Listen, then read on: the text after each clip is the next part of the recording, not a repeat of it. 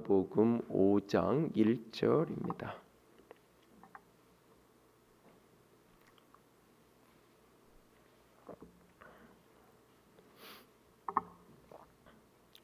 누가복음 5장 1절에서 11절 말씀입니다. 1절에서 11절 말씀까지 한 절씩 돌아가면서 읽습니다. 무리가 몰려와서 하나님의 말씀을 들을새 예수는 게네사렛 호숫가에 서서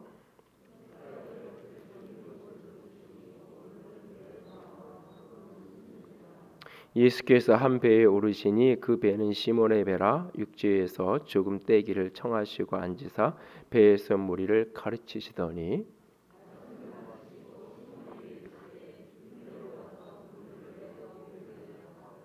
시몬이 대답하여 이르되 선생님 우리들이 밤이 새도록 수고하였으되 잡은 것이 없지만은 말씀에 의지하여 내가 그물을 내리리다 하고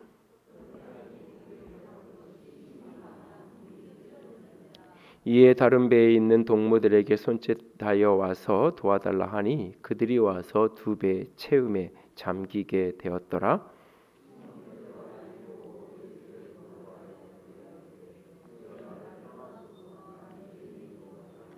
이는 자기 및 자기와 함께 있는 모든 사람이 고기 잡힌 것으로 말미암아 놀라고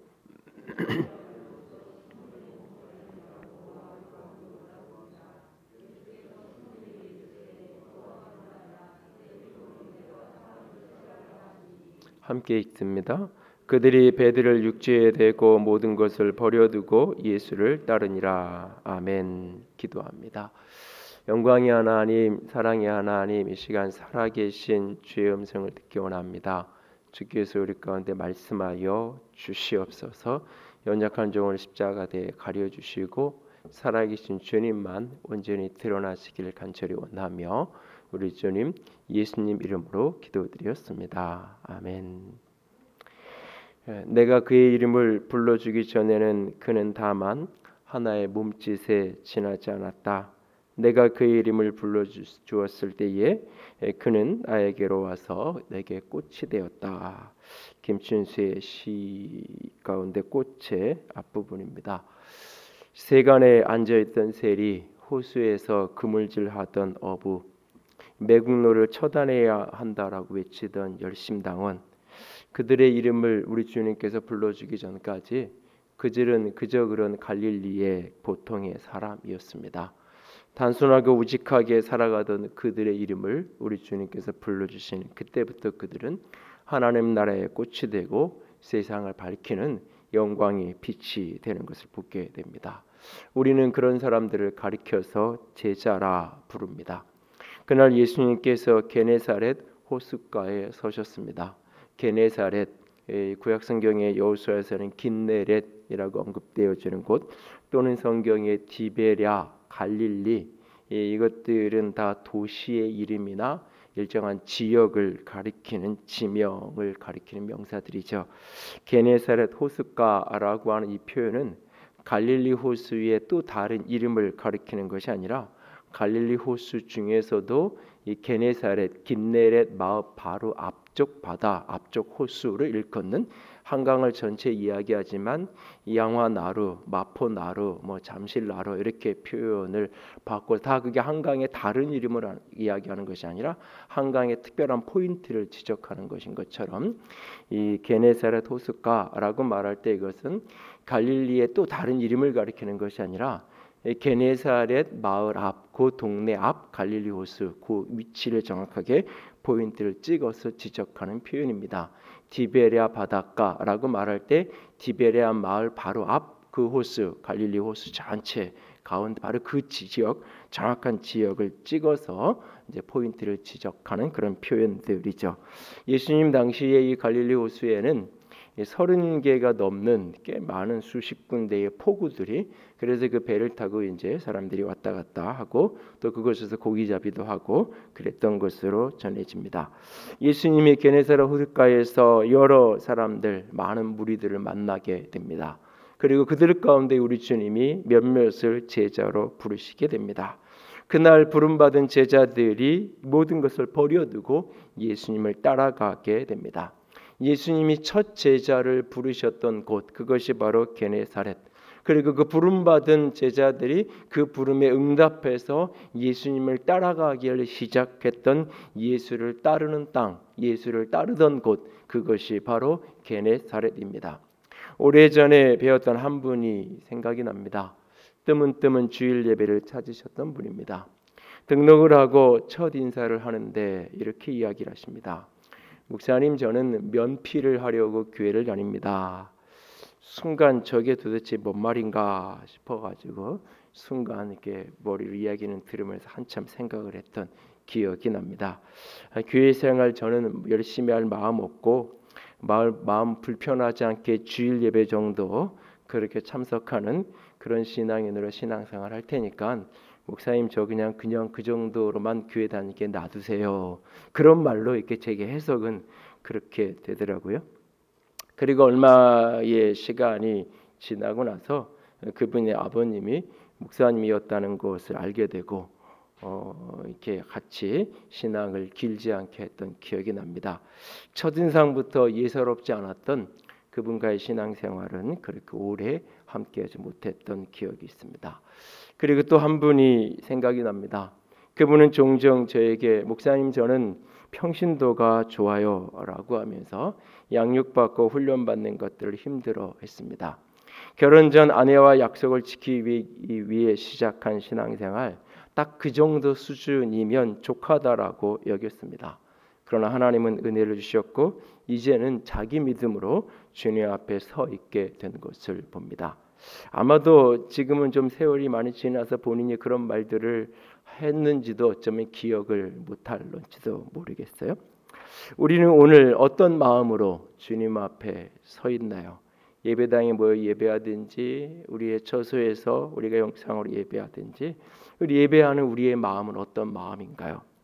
우리 가운데 면피를 하기 위해서 오늘도 이렇게 예배를 한번 하고 지나가야 내 마음도 편하고 뭔가 벼락 맞을 일도 없을 것 같고 그런 어떤 면피를 위해서 오늘도 예배의 자리에 혹 앉아있지를 않나요? 아니면 딱 그 정도 수준만큼 나는 딱 이 정도 수준만큼만 신앙하는 사람, 나는 이 정도 수준만큼만 딱 교회 생활도 하고 다른 사람들과의 관계도 그렇고 딱 지금 내가 생각하는 그 경계선을 쳐놓고 그 경계선을 넘지 않으려는 그 수준만큼만 지키며 신앙하려 하시나요? 예수님을 찾았던 무리 가운데 어떤 사람, 바로 그 모습이 우리의 모습인가요? 아니면 모든 것을 버려두고 예수님을 따라갔던 그 제자들의 모습이 우리의 모습인가요? 저는 오늘 한 주간 이 말씀 부르심에 따라가는 부름과 따름에 응답하는 제자들의 모습들을 보면서 제자의 길이란 어떤 길인가? 라고 하는 질문을 한 주간 내내 했습니다. 그러면서 말씀을 준비하는 내내 오늘 이곳이 예수님을 따르는 제자들이 서 있었던 바로 그 게네사렛 그 호숫가가 되기를 기도했습니다. 저는 하늘교회로 함께 신앙하는 성도들 한 분 한 분이 주님을 온전히 따르는 제자 그런 주의 사람들이 되기를 소원합니다. 우리 교회가 많은 무리들이 모여 있는 무리들의 사람들의 공동체가 아니라 그리스도를 따르는 제자들의 공동체가 되어지기를 원합니다. 그래서 제자의 길을 걸어가는 제자로 주님을 따라가는 그 여정 속에서 맛보게 되어지고 허락되어진 영광스러움의 모습, 제자들만 누리고 맛볼 수 있는 그 제자의 영광스러운 그 풍성함을 누리고 맛보며 살아가는 그런 영광스러운 교회로 주 앞에 세워지기를 간절히 소망하며 기도합니다. 그날 게네사렛 호숫가에서 만난 여러 사람들 가운데 제자를 부르셨던 주님이 오늘 우리도 제자로 부르고 계신 것을 보게 되어집니다. 예수님을 따르는 제자의 부르심, 그것은 어떤 삶으로의 초대를 의미하는 것일까요? 내가 수많은 무리 가운데 한 사람이 아니라 예수님이 이름을 불러주셨던 그 제자 가운데 한 사람으로 내가 주 앞에 서서 주님을 따라간다는 것은 어떤 의미일까요? 제자됨의 영광이란 무엇일까요? 제자가 걷는 제자의 영광된 그 길은 어떤 길일까요? 첫 번째로 예수님을 따르는 제자의 영광스러움은 들음으로 말씀의 영광을 체험하며 걸어가는 길입니다. 제자로의 부르심은 들음으로 말씀의 영광을 체험하고 들음으로 말씀의 영광을 누리며 살아가는 삶으로의 초대입니다. 우리는 누구도 계획하지 않았고 누구도 디자인하지 않았지만 이미 현실이 되어버린 비대면 영상 예배의 시대를 우리는 살아가고 있습니다. 영상으로 예배하는 것이 보편화되기 시작하면서 강조되어지는 것이 하나 있습니다. 그 어느 때보다 강조되는 것이 설교의 중요성, 특별히 내용의 충실성입니다. 함께 모여서 예배할 때도 설교는 중요했습니다. 그때도 설교가 조금 부족하면 여러 가지 어려움들이 있는 경우가 종종 있습니다.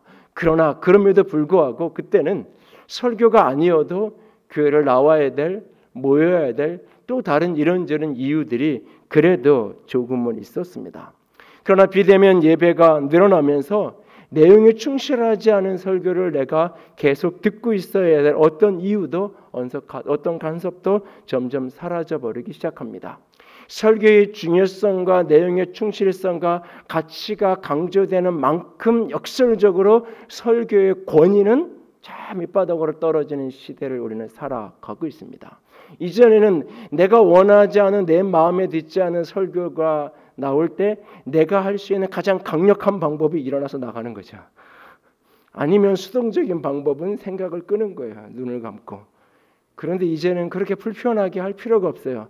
그냥 채널을 돌려서 내가 원하는 메시지를 찾아서 내가 원하는 설교의 제목, 내가 원하는 설교자의 설교를 내가 들으면 그것으로 족한 시대를 살아가고 있습니다. 더군다나 어설픈 설교와는 비교할 수 없는 탁월하고 유용한 강의와 영상 자료들이 가득한 유튜브의 세계를 처음 발을 들여놓은 분들에게는 그것이 곧 신세계 같이 펼쳐져 있는 모습을 만나게 됩니다. 이와 같은 때에 설교의 영광, 말씀의 영광은 무엇일까요? 말씀을 듣는다는 것과 내가 강의를 듣는다는 것은 도대체 어떤 차이가 있는 것일까요? 히브리서 4장 12절 말씀을 같이 읽습니다. 하나님의 말씀은 살아있고 활력이 있어 좌우의 날선 어떤 검보다 예리하여 혼과 영과 및 관절과 골수로 찔러 쪼개기게 하며 마음의 생각과 뜻을 판단하나니. 하나님의 말씀은 살았고 활력 있고 운동력이 있고 하나님의 말씀은 좌우의 날선 검보다 예리하고 하나님의 말씀은 내 혼과 영과 관절과 골수 내 육체 가운데에서 보이지 않는 저 깊은 곳을 찔러 쪼개기까지 하며 하나님의 말씀은 내 마음에 품었던 수만 가지 생각과 뜻과 계획들을 다 판단한다라고 말씀하고 있습니다. 말씀 앞에 서서 그 말씀의 생명력을 말씀이 살아있다는 것을 오늘 체험하며 살아가고 계신가요?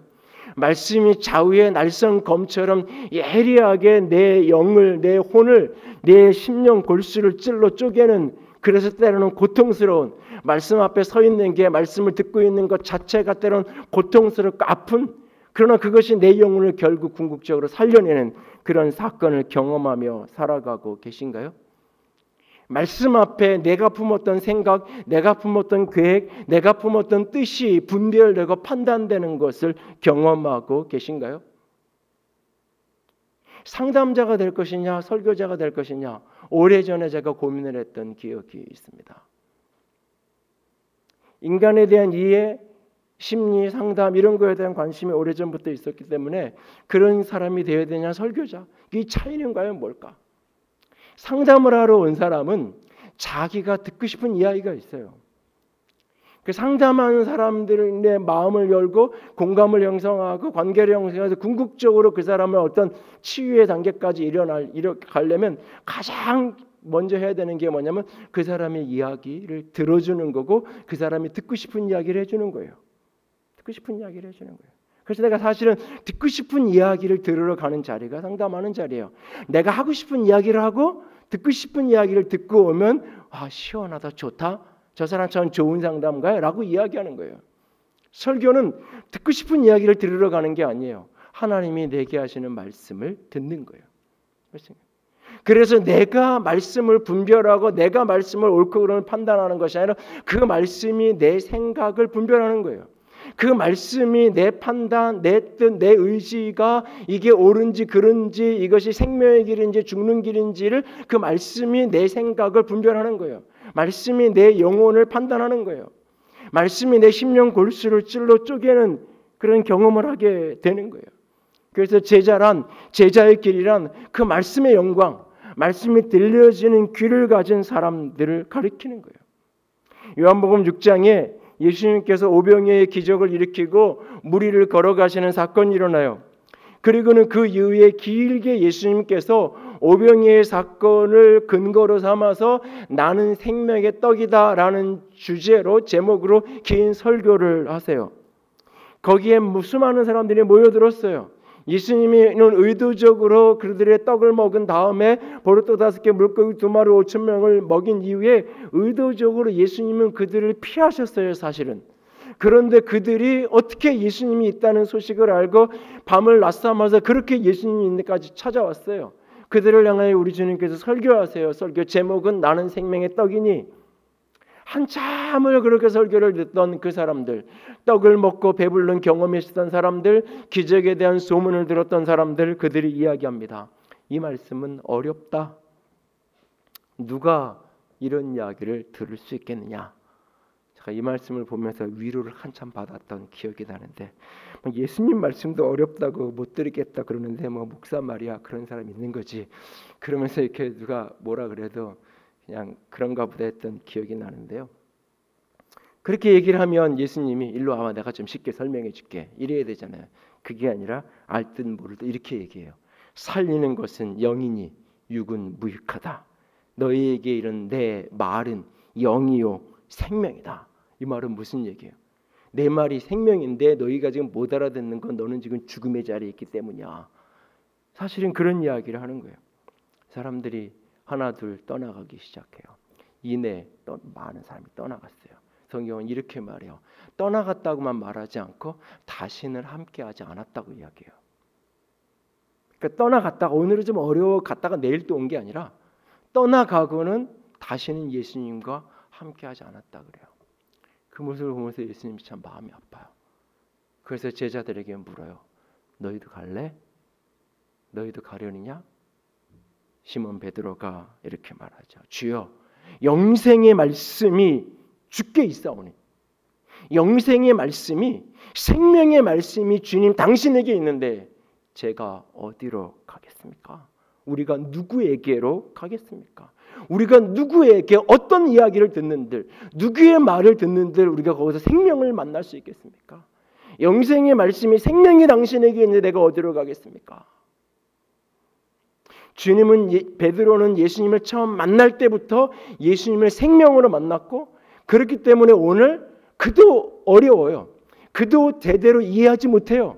그래서 예수님 말씀을 이해하지 못해서 엉뚱한 소리를 하고 엉뚱한 판단을 하고 엉뚱하게 예수님 말씀을 해석할 때도 종종 베드로에게도 있었어요.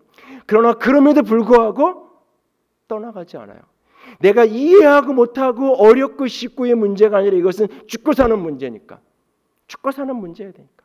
아무리 입에 쓰고 진짜 도저히 못 먹겠어도 이걸 먹어야만 내가 산다면 먹을 수밖에 없는 거잖아요. 마치 그것처럼 이건 지금 어렵고 쉽고 그렇다고 해서 내가 어디 가고 이런 문제가 아니라 생명의 문제라고 얘기하는 거예요. 누가복음 5장 오늘 본문의 이야기로 다시 가보세요. 베드로가 예수님을 처음 따르게 되는 장면이에요.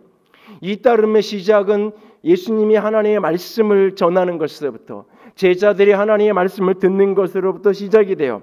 갈릴리 호수의 한 지역 다른 지역과는 달리 이 게네사렛 호숫가는 낮은 경사지와 맞닿아 있는 지역이에요. 그 낮은 경사지와 맞닿아 있는 그곳에 예수님께서 도착하셨고 거기에 배가 있어요. 두 배가 있어요. 그 한 배는 시몬 베드로의 배요. 예수님께서 그 배에 오르세요. 그리고 배를 조금 뛰기를 청하세요. 그리고 그 배에 앉아서 사람들을 가르치는 모습을 보게 됩니다. 그 가르침을 배에 함께 앉아서 가장 가까이에서 예수님의 가르침을 듣고 보았던 사람이 베드로예요.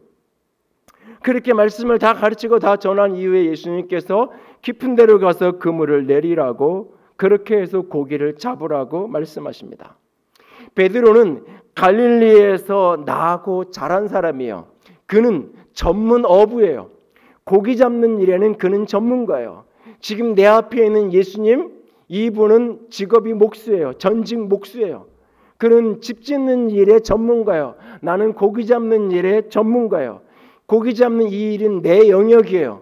그런데 비전문가가 전문가를 향해서 이러쿵저러쿵, 그리고 그 일 자체가 이 전문가가 가장 잘 아는 그 일에 대해서 이래라 저래라 간섭하고 있는 장면이에요. 더군다나 밤이 새도록 밤새도록 고기를 잡았는데 아무 고기도 잡지 못했어요. 그리고 이제 다음 날 그날 밤에 또다시 이제 고기를 잡으러 가기 위해서 그물을 씻어서 정리하고 있는, 다음 이제 그물질할 그 일을 준비하고 있는 그런 상황인데 다시 깊은 데로 가서 그물을 내리라고 해요. 그런데 이해할 수 없는 이 말씀 앞에 베드로가 그대로 순종해요. 베드로는 왜 순종한 걸까요? 이렇게 하면 큰 기적이 일어날 것이라는 기대감에 순종했던 것일까요? 베드로는 순종한 것은 순종할 수밖에 없었기 때문이에요. 바로 옆에서 예수님의 말씀을 듣는 그 순간, 그 과정을 거쳐가면서 예수님의 말씀을 들으면서 그는 그 말씀의 권위 앞에 자신의 뜻과 자신의 판단, 자신의 생각이 판단되어지는 것을 경험하는 거예요. 예수님의 말씀이 들려지는 그 시간 속에서 내 영과 혼과 심령 골수가 찔러 쪼개어지는 내 속사람이 그 말씀 앞에서 요동하는, 이것이 내 이성으로 이해되느냐 안 되느냐의 차원을 넘어서 내 감정적으로 어떤 감동이 있느냐 없느냐의 차원을 넘어서 이 시간대에 고기가 없으면 깊은 데로 가면 되는구나 라고 하는 어떤 삶의 지혜와 정보를 얻는 차원을 넘어서 내 영과 혼이 찔러 쪼개어지면서 요동하는 그 흔들림을 경험하는 거예요. 그리고 그 말씀 앞에 내가 가지고 있던 생각과 뜻과 이 모든 것이 밝히 벌거벗겨진 것처럼 판단되어지는 그 현장 앞에서 그 시간들을 보내고 있는 그 끝자락에 주님이 깊은 데로 가서 그물을 내려라. 그 말씀의 권위 앞에 순종하지 않을 수 없는 거예요. 그가 의지가 강해서, 믿음이 좋아서, 뭔가 기대감과 소망이 가득해서 지금 그물질을 하러 가는, 나는 전문가가 아닌데 몰랐는데 고기 잡는 전문가가 나와서 에이 당신 그런 데서 그물질하니까 고기를 못 잡지, 저쪽 가봐, 저쪽에 가서 그물질하면 고기 있을 거야. 저 사람 어떤 사람이야? 전문 어부, 나보다 아주 탁월한 고기 잡는 사람, 그런 사람이 얘기해 주면 그래요? 그 말 듣고 내가 따라가죠. 이런 식으로 지금 예수님의 말씀에 순종하는 게 아니에요. 그 말씀의 권위 앞에, 그 말씀에서 생명을 만나는, 그래서 그 말씀에 내가 순종하지 않을 수 없는 그 말씀의 권위, 말씀의 능력, 그 말씀의 영광을 체험하는 것으로 그의 제자됨이 시작된 거예요. 처음 예수를 따를 때부터 예수 그리스도의 말씀 안에 있는 그 권위와 능력을 경험하면서 체험하면서 따라갔기 때문에 오늘 조금 어려워도, 어느 날 좀 이해할 수가 없어도 그 앞에 여전히 머물러 그의 길을 따라가고 있었던 거예요. 제자의 길을 걷는다는 것은 살아있는 말씀의 생명력을 체험하는 길이에요. 제자는 말씀을 정보와 지식과 감동으로 듣는 사람이 아니에요. 제자란 말씀을 영으로 마음으로 듣는 사람이에요. 제자란 말씀이 들려져서 그 영혼이 움직이는 사람이에요. 제자란 그 말씀 앞에 내 생각과 뜻이 판단받는, 내가 주의 뜻을 판단하는 것이 아니라 내가 성경을 잘 알아가지고 내가 성경을 지혜롭게 분별하고 찾아내고 판단하는 것이 아니라 말씀이 나를, 내가 가진 생각, 내가 가진 의지, 내 뜻, 이것을 말씀이 판단해주는 그 과정 속에 살아가는 사람, 그 여정을 걸어가는 길, 그것이 바로 제자의 길이에요. 제자로 부름받는다는 것, 제자의 길을 걸어간다는 것, 그것은 말씀의 영광을 체험하며 말씀의 영광 가운데 오늘을 살아가는 길이에요. 두 번째로 제자의 부르심은, 제자의 길은 순종으로 능력의 영광을 체험하는 길이에요. 순종함으로 능력의 영광, 순종함으로 능력적인 기적을 경험하고 체험하며 살아가는 여정, 그것이 바로 제자의 길이에요. 베드로는 말씀에 의지하여 그물을 내렸어요. 예수님께서 깊은 데로 가서 그물을 내려서 고기를 잡으라고 말씀하세요. 깊은 데로 가라는 이 말은 갈릴리 호수 가운데 제일 수심이 깊은 지역으로 가서 거기에 가서 그물을 내려라, 지금 그런 지리적인 정확한 포인트를 지적하는 이야기가 아니에요. 지금 이미 다 배가 이렇게 왔어요. 그리고 그물 다 정리하고 씻고 있는 그런 상황, 그날 할 일 다 했어요. 근데 조금 뛰어서 이제 예수님이 긴 설교를 말씀을 나눴어요. 근데 예수님이 깊은 데로 가서 그물을 내려라. 다 씻어서 정리해 놓은 그 그물 다시 배에 싣고 조금 안으로 들어가라는 이야기예요.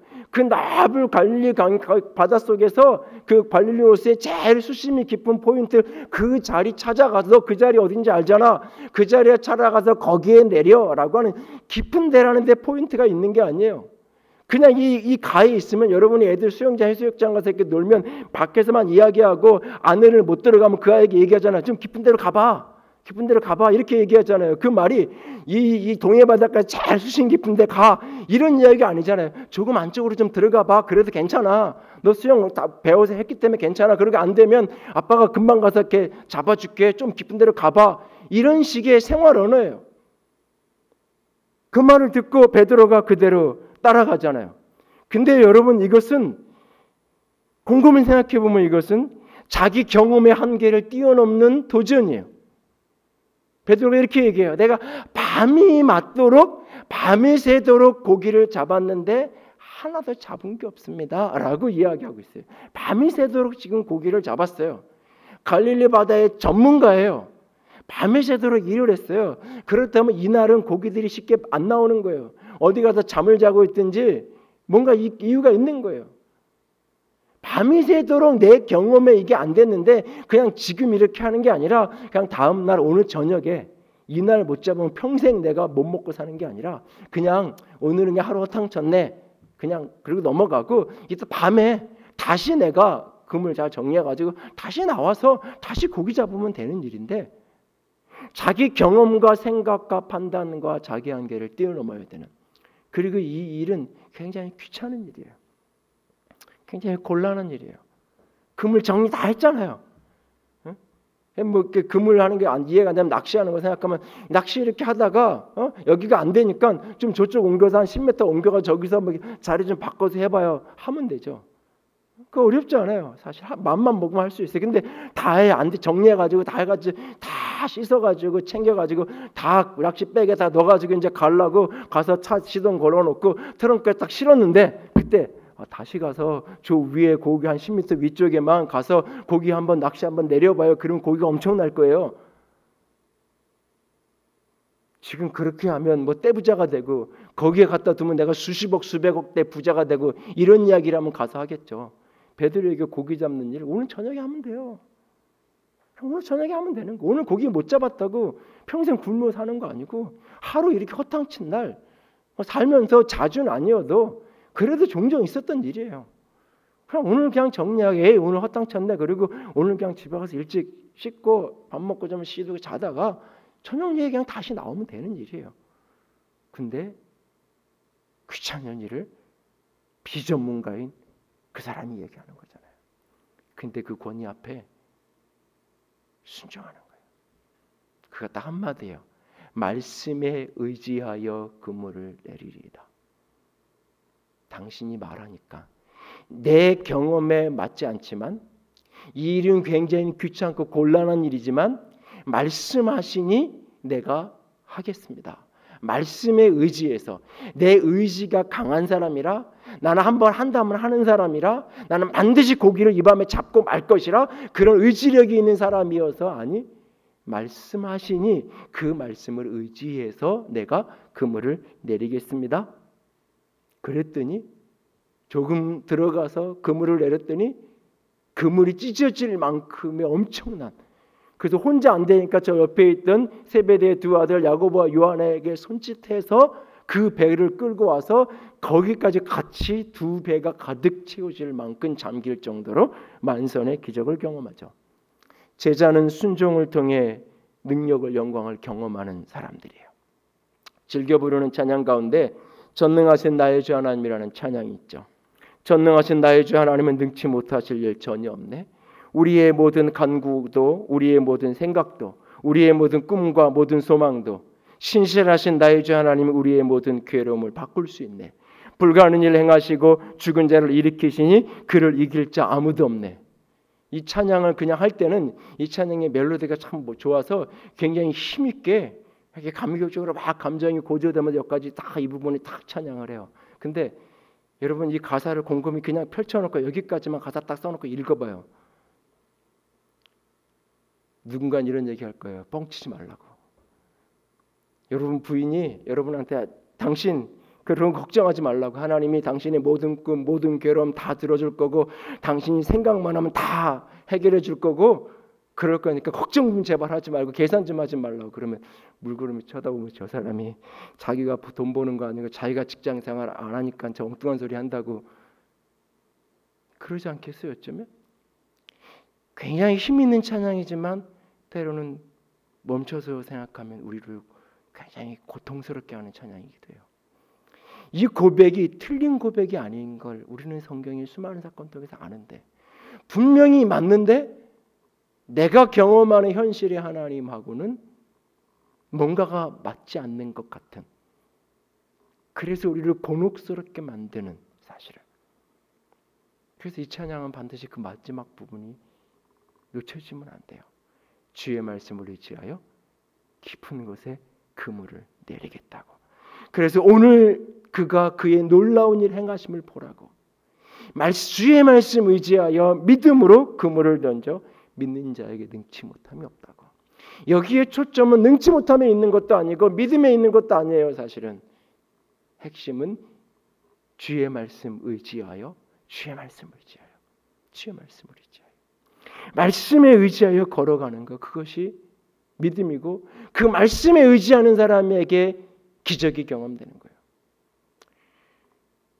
수년 전에 나라의 최고 지도자가 그런 얘기를 했던 적이 있죠.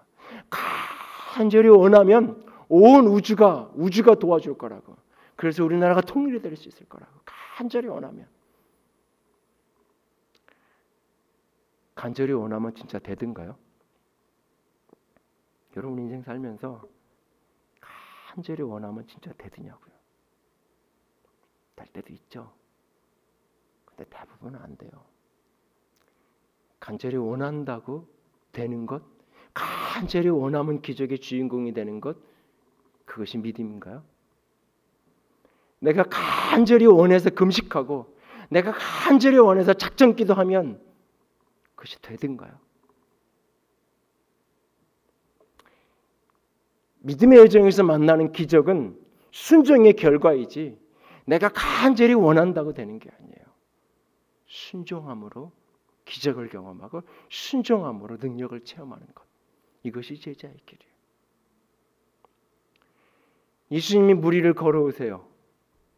나는 예수님처럼 무리를 걷고 싶어요. 걸어오는 예수님을 보는 순간 귀신인 줄 알았어요. 유령인 줄 알았어요. 근데 예수님은 아니래요. 나라고 말해요. 내가 예수라고 말해요. 저게 유령이 아니라 사람이 무리를 걸어온단 말이야. 그럼 나도 걸어봐야지. 내가 간절히 원해요. 100% 나도 예수님처럼 걸을 수 있는 걸 확신하고 믿어요. 그래서 물에 뛰어들어요. 그럼 어떻게 돼요? 빠져 죽어요. 베드로는 그냥 뛰어다니지 않아요. 당신이 주님이 맞으면 오라 하십시오.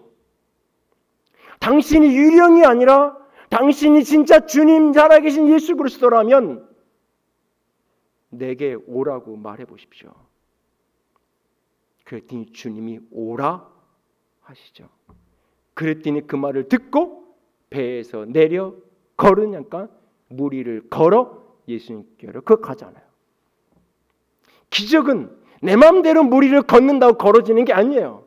내 마음대로 할 수 있다, 나는 할 수 있어, 나는 될 거야, 이 일은 반드시 이루어질 거야, 나는 반드시 성취할 거야 라고 하는 자기 성취의 열매를 누리며 살아가는 여정은 제자의 길이 아니에요. 그것이 세상에서 이야기하는 성공의 길일 뿐이에요. 그것은 끝까지 의지를, 꿈을, 비전을 포기하지 않고 끝까지 도전하며 걸어가서 목표를 이루어내는 자기 성공의 스토리, 그것이 제자의 길이 아니에요.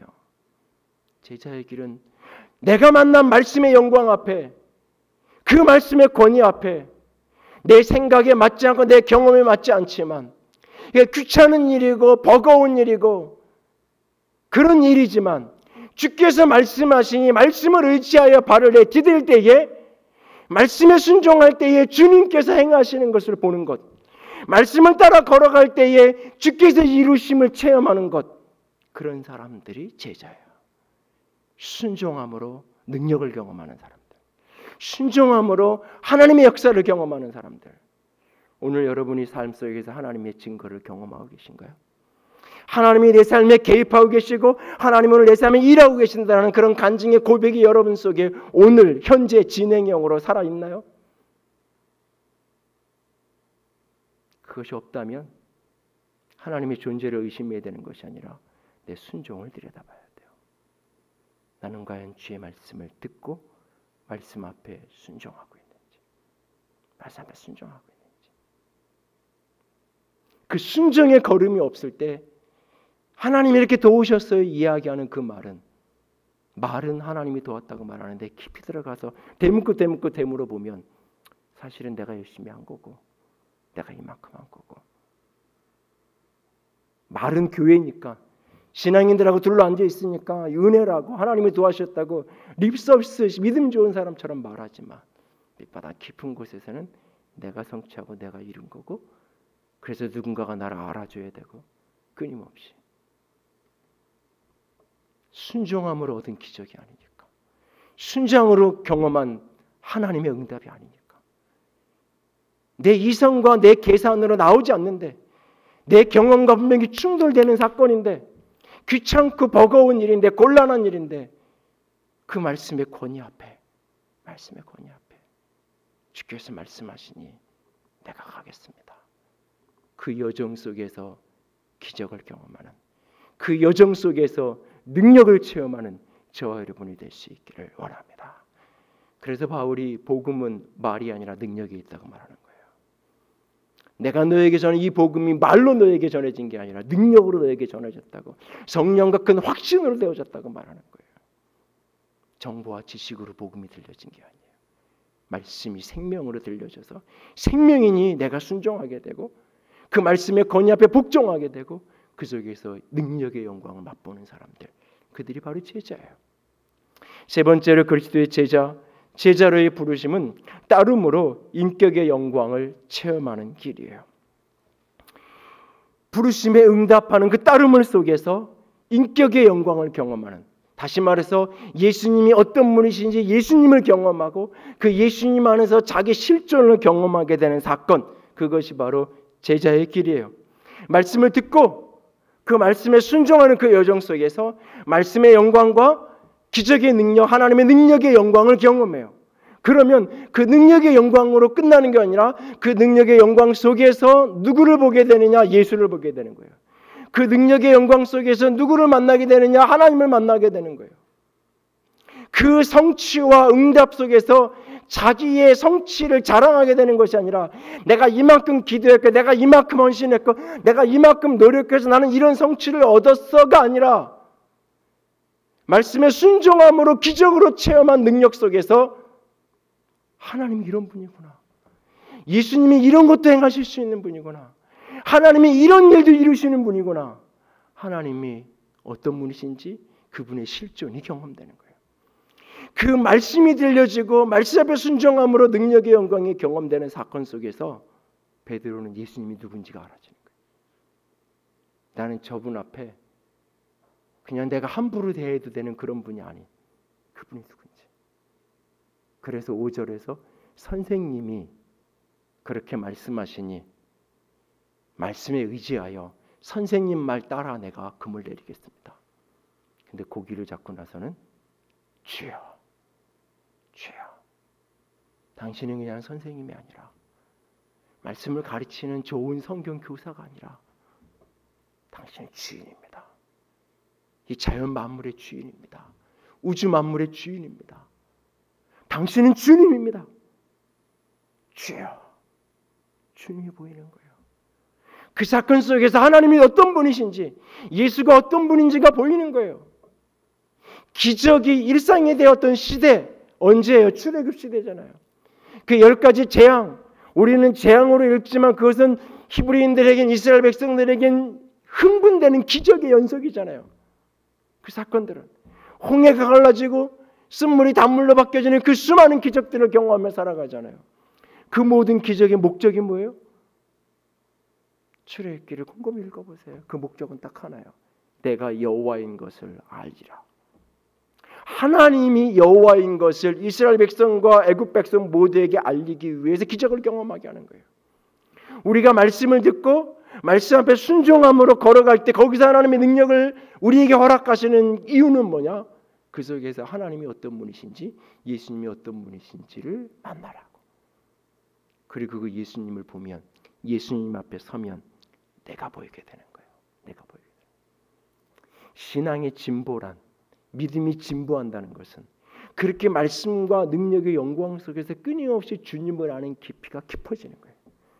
주님에 대한 체험이 이 성경이 그냥 성경의 이야기가 아니라 이 이야기가 여기에서 역사지 하나님이 아브라함의 하나님이 야곱의 하나님이 베드로의 하나님이 그의 하나님 그의 예수님이 아니라 나의 예수님 나의 하나님으로 삶에서 고백되고 경험되어지면서 그 주님을 아는 깊이가 점점 깊어지는 것 그것이 바로 믿음의 진보예요. 그리고 그 깊이 속에서 자기를 보게 되는 거예요. 그분 안에서 내가 보이는 거예요. 주여 나를 떠나소서 나는 죄인입니다. 여러분 이 사건의 주인공은 얼마나 지금 흥분되는 사건이에요. 두 배가 가득 찬 얼마나 지금 그 횡재를 하는 그런 사건이에요. 그런데 지금 가득 찬 배가 눈에 들어오지 않아요. 어떻게 이 비밀을 알았냐고 나도 좀 가르쳐달라고 내일도 좀 이렇게 많이 얻고 싶으니까 내일도 지금 저 포인트에 가서 그물을 내리면 이 시간대에 이 포인트에 가면 또 고기를 잡을 수 있는 건가요? 어떻게 하면 만선이 되는 비결 1, 2, 3 그 원리를 좀 가르쳐 주세요. 그래서 내가 배워가지고 사람들에게 가서 이렇게 하면 1, 2, 3 이렇게 하면 만선이 될 수 있어 성공할 수 있어 그런 성공 스토리의 간증자가 될 수 있는 근데 지금 그걸 묻는 게 아니에요. 만선이 됐는데 만선된 고기가 보이지 않아요. 기적을 경험했는데 기적이 보이지 않아요. 지금 눈에 들어오지 않아요. 내가 커다란 축복을 경험했는데 그 축복이 눈에 들어오지 않아요. 그건 하찮은 것에 불과해요. 지금 내가 만난 예수님 내 앞에 서신 저 예수님이 어떤 분인지를 알게 되는 순간 나를 떠나서서 나는 죄인입니다. 그 무릎 아래 엎드려져 있어요. 무릎 아래 엎드려져 있어요. 그런데 주님은 말하죠. 무서워하지 말아라. 두려워하지 말아라. 놀라지 마라. 이제 내가 사람을 취하게 될 것이다. 이제 너는 사람 낚는 어부가 될 것이다. 주님이 그의 인생을 향하여 가지신 주의 비전, 주의 부르심이 그에게 만나지잖아요. 주의 부르심이 만나지잖아요. 그리고 만나진 그 부르심 앞에 믿음의 여정을 떼잖아요. 11절 말씀에 그들이 배들을 육지에 대고 모든 것을 버려두고 예수를 따르니라. 예수를 따르니라. 현대 그리스도인의 위기는 이 누가복음 5장을 6절까지만 읽고 싶어 한다는 거예요. 그것도 말씀의 권위 앞에 말씀이 내 심령을 울려서 내가 순종하지 아니할 수 없는 그 말씀의 영광 앞에선 순종이 아닌 순종하면 만선될 수 있어. 믿음대로 살면 부자 될 수 있어. 믿음대로 살면 성공할 수 있어. 내가 말씀대로 순종하면 내 아들 좋은 데 갈 거야. 내가 말씀대로 순종하면 나는 거부가 될 거야. 오직 그것으로 이 말씀을 해석하는 거죠. 지난 세대는 말씀을 의지하고를 조차도 생략한 채로 만선이 되는 비결만 찾아서 지난 세대가 살았다면 그래서 그들을 기복주의 신앙인이라 그것이 한국교회의 문제라고 이야기하는 수많은 사람들 그래서 말씀으로 돌아가야 된다고 이야기하는데 그 말씀을 의지하는 목적이 뭐냐? 말씀을 의지해서 말씀으로 살아서 이제는 먹고 살만한 시대가 됐으니까 물질적인 부와 권세 이런 이야기하는 건 촌스러운 이야기고 말씀을 의지하고 살아서 내가 평강을 누리고 자유함을 가지고 살아가고 내 자아를 성취하는 인생을 살아가고 내 꿈과 비전이 이루어진 인생을 살아가고 어떻게 말씀을 의지함으로 딱 거기까지 7절을 읽지 않아요. 그렇게 얻은 것을 친구와 나누려는 사람들이 없죠.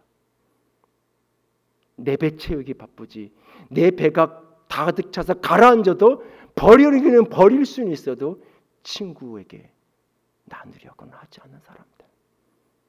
아니 그 속에서 자기 실존을 보지 못하는 사람들. 그 사건 속에서 예수님을 보지 못하고 자기를 보지 못하는 믿음. 그러니 예수님을 따르는 게 없는 거예요. 예수님을 따르는 동기가 오직 또 다른 만선을 위해 따를 뿐이에요. 다 버려주고 따랐더라. 그것은 또 다른 만선의 기적을 꿈꾸며 따름으로밖에 이해하지 않는 거예요. 그래서 오늘 내가 주를 따라갈 때 또 다른 만선의 축복을 주실 것만 기대하고 따라갈 뿐이에요. 내게 주신 기적이 흘러가지고 그 기적 속에서 예수가 보이고 그 기적 속에서 내가 보이는 자기 실존이 깨달아지는 사건 없이 주님을 따른다고 하니 자기 부인도 없고 자기 주장만 있고 자기 의지만 남은 거예요. 그렇게 주님 앞에서 나를 본 그가 주님을 지금 따라가고 있는 거예요.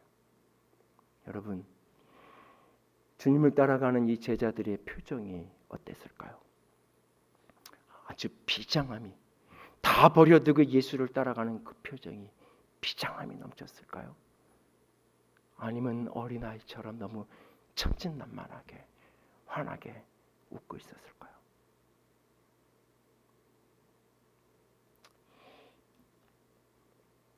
이런저런 생각을 하다가 좀 교인들하고 같이 책을 읽었으면 좋겠다라는 생각에 지난 주중에 SNS에 잠깐 내가 글을 하나 써놨는데, 그냥 기회가 되는 대로 한 주일에 한 권 정도씩, 한 주일에 한 권, 두 주일에 한 권씩 계속해서 제 인생에 영향을 줬던 그런 책들을 좀 소개하고 같이 읽자고 마음을 좀 나누려고 하는데, 어떤 책을 제일 먼저 할까라고 생각하면서 최근에도 한번 나눴지만 제일 먼저 눈에 들어온 책 중에 하나가 폴 트루니에의 모험으로 사는 인생인데, 이분이 여러 포인트가 제게 가슴에 남아있지만 20대 중후반을 넘어가던 제게 가장 강하게 인사이트를 줬던 표현 중에 하나가 있다면 그것은 아마추어에 대한 정의예요. 아마추어는 무엇을 좋아하는 사람이다. 아마추어의 매력이자 장점은 그저 좋아서 하는 그것에 있다. 아마추어가 하는 일은 이익을 위한 것이 아니라 사랑에 쓰고 있기 때문이다. 프로는 돈을 벌기 위해서 그 일을 하는 사람이라면 아마추어는 그 일이 좋아서 그 일을 하는 거예요. 제자는 내가 주님을 따라가면 무엇인가 생길 이득이 있어서 따라가는 사람이 아니라 그를 따르는 게 좋아서 따라가는 아마추어예요. 의무감과 부담감에 질질 끌려가는 사람들이 제자가 아니라 매혹되고 매료되어서 끌려서 따라가는 사람이 제자예요. 저는 이 11절을 보면서 곰곰이 그날 이 사람들의 표정이 어땠을까? 제자도 제자의 길, 자연스럽게 십자가, 비장한 각오가 담겨 있는 메시지들이죠. 제자들이 과연 그랬을까? 끌려가는 제자들이 아니잖아요. 죽음의 자리지만 나는 반드시 이 길을 갈 거야. 굳은 각오로 그 길을 끌려가는 게 아니잖아요. 의무감에 부담감에 끌려가는 게 아니잖아요. 내가 만난 예수님, 말씀으로 만난 예수님, 순종으로 능력으로 만난 예수님, 그 속에서 깨달은 내 실존 앞에서 그 주님께 매료되어서 그 주님이 끌려서 따라가는 거잖아요. 그러니까 너희도 갈래? 영생의 말씀이 여기 내가 어떻게 갑니까? 끌려서 내가 따라왔으니까. 끌려간 게 아니라 내가 끌려서 따라가는 여정. 그것이 제자예요. 그것이 좋아서 걸어가는 여정, 그것이 제자의 길이에요. 그래서 제자의 길은 그 속에서 말씀의 영광이 체험되지 않으면, 말씀의 영광이 누려지지 않으면, 그 순종하는 자에게 주어진 그 하나님의 능력의 영광이 체험적으로 경험되어지는 인생을 살지 못하면 제자의 길은 갈 수 없는 거예요. 한 번은 갈 수 있는데, 며칠은 따를 수 있는데 그 길을 평생 따를 수 있는 길이 아닌 거예요. 이것이 끌려서, 이것이 매혹되어서 이 제자의 길을 걸어갈 수 있는 저 여러분이 될 수 있기를 원합니다. 오늘 우리 교회가 저 여러분이 예수를 따르는 사람, 내 의지의 산물로서의 예수를 따르는 게 아니라 그 길에서 만난 말씀의 영광 때문에, 그 길에서 만난 능력의 영광 때문에, 그리고 그 길에서 만난 그분 예수 그리스도의 인격, 그리고 내 실존 때문에 온전히 주님을 따라갈 수 있는 그 축복이 있고 영광이 있는 저 여러분이 될 수 있기를 부탁을 드립니다. 찬양합시다. 오직 주의 사랑에 매여 내 영 기뻐 노래합니다. 이 소망의 언덕 기쁨의 땅에서 주께 사랑드립니다. 오직 주의 임재 안에 갇혀 내 영 기뻐합니다. 이 소명의 언덕 거룩한 땅에서 주께 경배합니다. 마음으로 고백하면서 이 찬양의 진정, 내 그냥 단순히 입에 발린 노래가 아니라 내 간증이, 내가 이렇게 주님을 따를 수 있는 그런 사람 되게 해달라고, 말씀이 들려지게 해달라고, 영광을 볼 수 있게 해달라고 소원하면서 같이 찬양합시다. 오직 주의 사랑에 매여 오직 주의 사랑에 매여 내 영 기뻐 노래합니다. 이 소망의 언덕 기쁨의 땅에서 주께 사랑드립니다.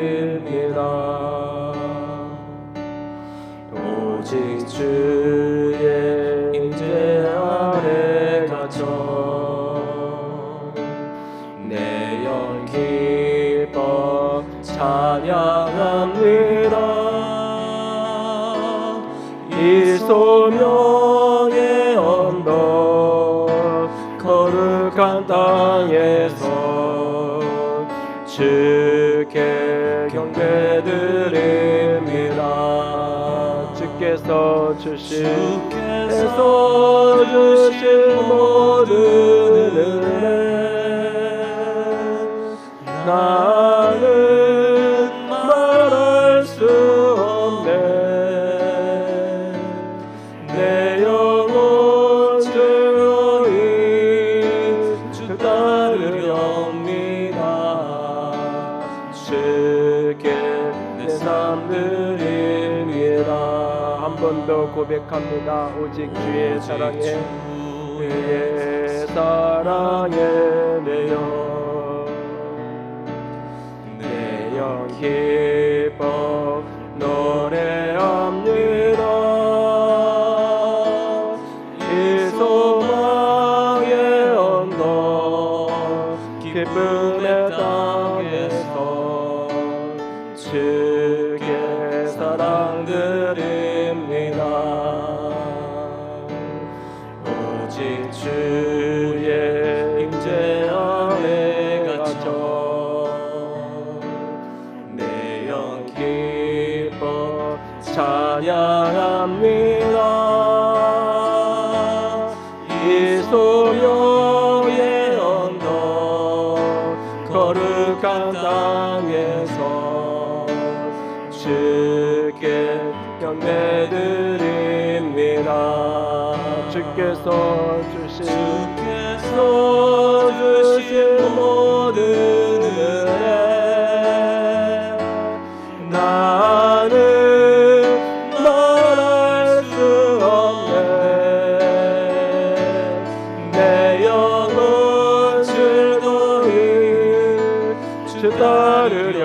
드리옵니다. 주께 내 삶 드립니다. 주께서 주신 모든 은혜, 주께서 주신 모든 은혜 나는 말할 수 없네.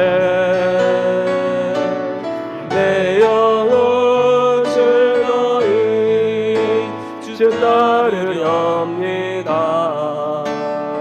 주께 내 삶 드립니다.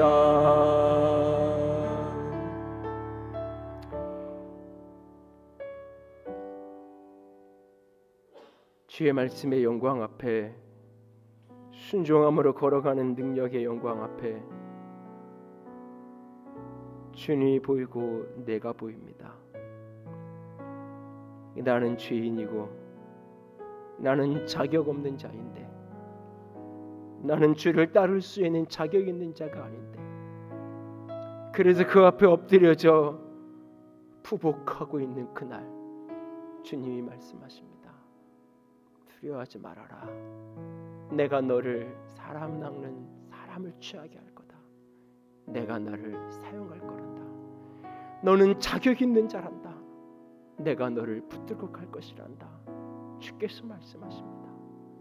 그 은혜가 너무 감격스러워서, 그 사랑이 너무 커서, 내가 받은 축복도 아무것도 아니고 내가 경험했던 기적도 아무것도 아니고 주님께 받은 이 사랑이 너무나 커서 다 버려두고 주를 따라가던 그 제자들의 얼굴빛은 흥분되고 환희에 가득 차고, 앞으로 주님과 함께 걸어가는 이 삶이 얼마나 영광스러울까, 그 기대 속에, 그 꿈꾸는 그 환희 속에 그들이 그 길을 걸어가고 있습니다. 비장함이 아닌 은혜로, 즐거움으로, 기쁨으로 걸어가는 그 길, 하나님 나도 그 길 가게 해주세요. 나도 그렇게 환희 속에, 감격 속에 주의 길을 가질 수 있도록, 주님 따를 수 있도록 하나님 나를 붙들어 주세요. 주의 은혜로 덮어주세요. 같이 기도합시다. 사랑의 하나님, 영광의 하나님, 주님만을 사랑합니다. 아버지의 영광으로 주님을 바라봅니다. 아버지 내가 여기 있습니다.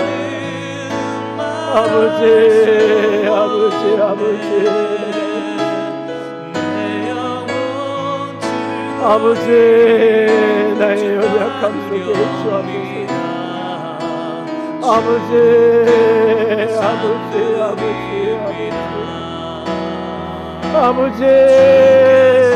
믿음의 길을 걸어가기 원합니다. 아버지 영광의 길을 걸어가기 원합니다. 끝까지 마지막까지 환희 속에, 기쁨 속에, 감격으로 꿈꾸며 걸어가고 싶습니다. 주님 도우시옵소서. 주님을 따르는 감격, 내게 은혜를 주신 그 은혜에 사로잡힌 감격, 그 영광이 우리 안에 가득할지어다. 그 사랑이 우리 안에 가득할지어다. 그 능력이 우리 안에 가득할지어다. 주님 아버지 우리를 붙들어 주시옵소서. 나를 주의 말씀 앞에 세우시옵소서. 나를 주의 능력 앞에 세우시옵소서. 나를 주의 실천 앞에, 인격 앞에 세우시옵소서. 아버지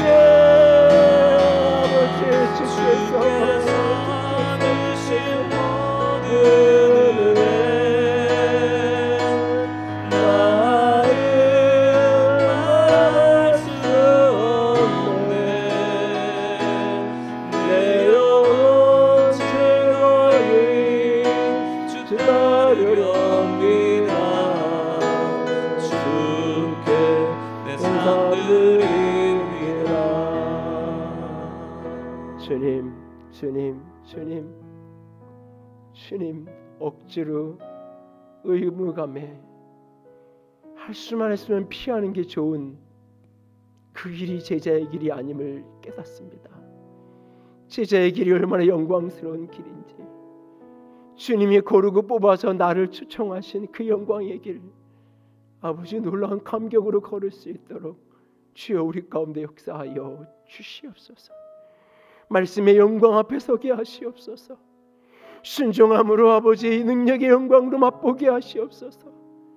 그리고 그 능력 속에, 그 말씀 속에 주님을 만나게 하시고 내 실존을 깨닫게 하여 주시옵소서. 그리고 이런 나를 사랑하시는 그 은혜에 붙들려 오늘도 또 주의 길을 걸어갈 수 있는, 주님을 따르는 그 감격이 가득한 주의 백성들이 되게 하여 주시옵소서. 주님 사랑합니다. 주의 이름으로 축복합니다. 우리 주님 예수님 이름으로 기도드렸습니다. 아멘. 이제는 우리 주 예수 그리스도의 은혜와 하나님 아버지의 놀라우신 사랑하심과 성령 하나님의 교통하시며 기름 부으시는 그 은혜가 오늘도 제자의 영광에 사로잡혀 제자의 길을 그렇게 아름답게 끌려가는, 따라가는 아름다운 사람이 되는, 끌려서 걸어가는 영광의 백성 되기를 소원하는 모든 이들을 위해 이제로부터 영원토록 함께 있을지어다. 아멘.